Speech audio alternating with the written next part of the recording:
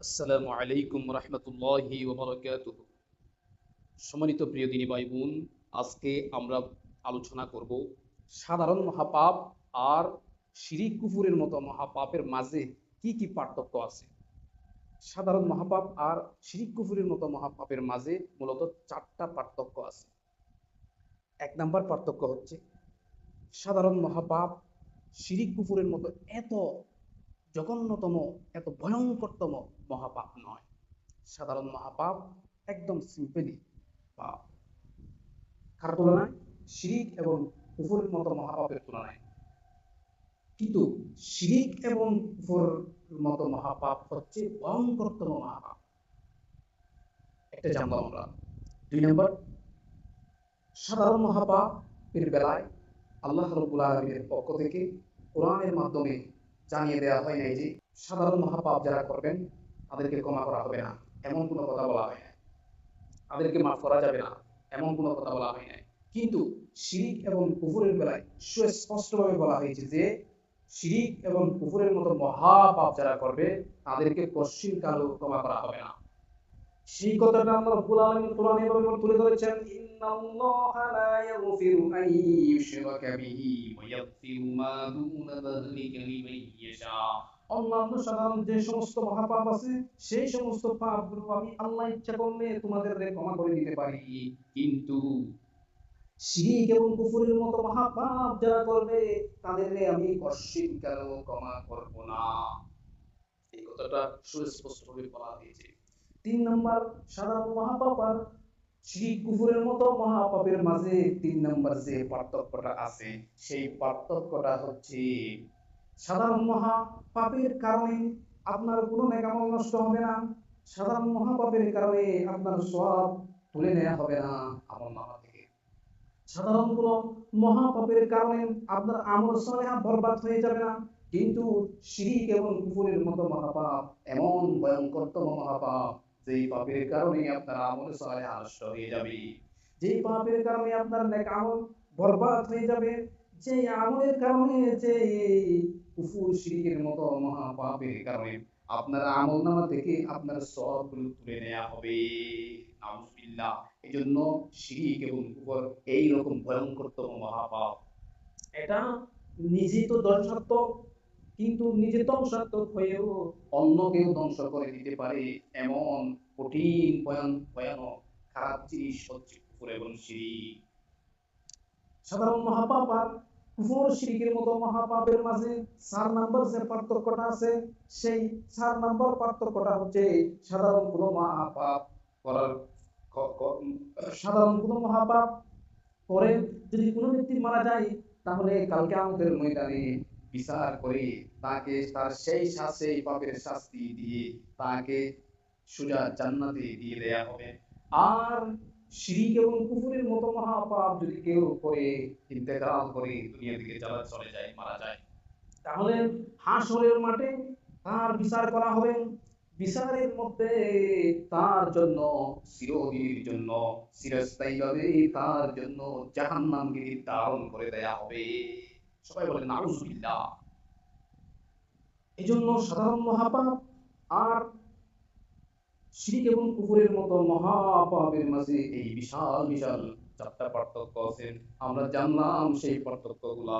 এখন শিরিক এবং কুফর এগুলো থেকে আমরা কিভাবে বাঁচবো? বেঁচে থাকার জন্য তো সেগুলোর আগে চিনতে হবে।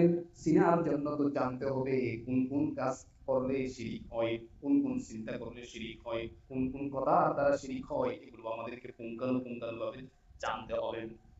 এবার জানবো আমরা কোন কোন কাজ করলে শিরিক এবং কুফর হয়। এক নাম্বার, যদি এক কথায় বলি, যে সমস্ত বিষয়ের উপরে ঈমান আনতে হয় সেই সময়ে সেই সমস্ত বিষয়ের যে কোনো একটা হোক বা সবটাকে যদি অস্বীকার করা হয় তাহলে সুস্পষ্টভাবে সেটা কুফর হয়। শুধু তাই নয়, আল্লাহ রাব্বুল আলামিনের উলুহিয়াতকে যদি কেউ অস্বীকার করে তাহলে কুফর হবে।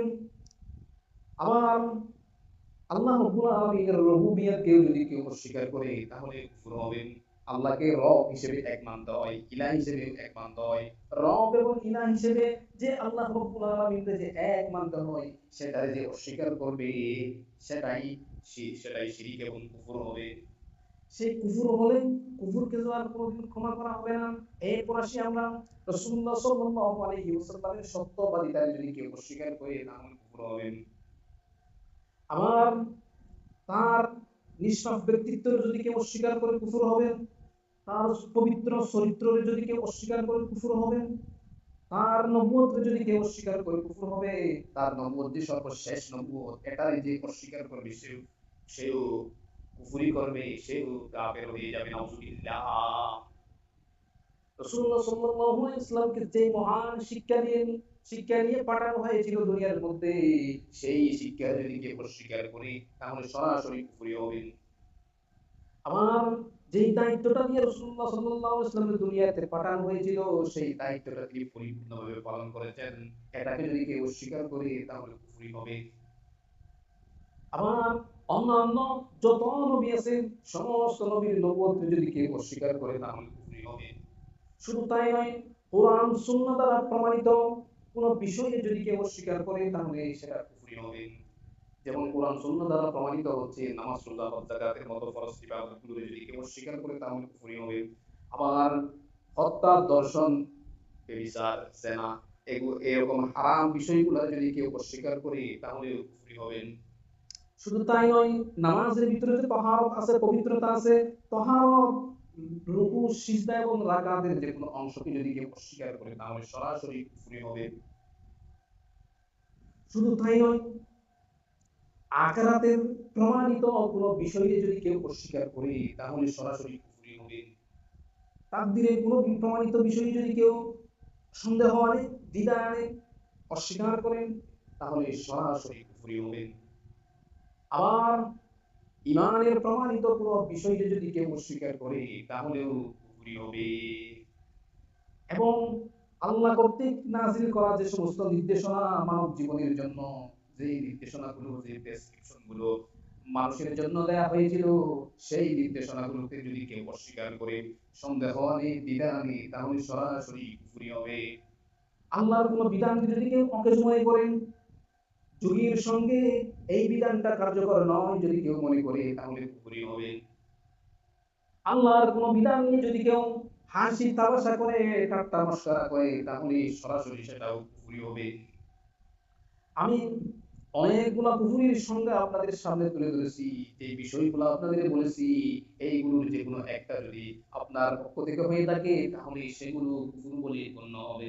যদি কুফর যদি আপনার হয়ে যায় তাহলে আপনি কি করবেন? তাহলে সঙ্গে সঙ্গে আপনার কালিমা পড়ে আবার মুসলমান হতে হবে। সঙ্গে সঙ্গে আপনাকে তওবা করতে হবে, কালিমা পড়ে আবার নতুন ভাবে মুসলমান হতে হবে। এমন ভয়ঙ্করতম এই বিষয়গুলা। আল্লাহ পাক রব্বুল আলামিন আমাদের প্রত্যেকের এই বিষয়গুলো আমলের তৌফিক দান করুক। ওয়া মা আলাইনা ইল্লাল বালাগ। আসসালামু আলাইকুম ওয়া রাহমাতুল্লাহ।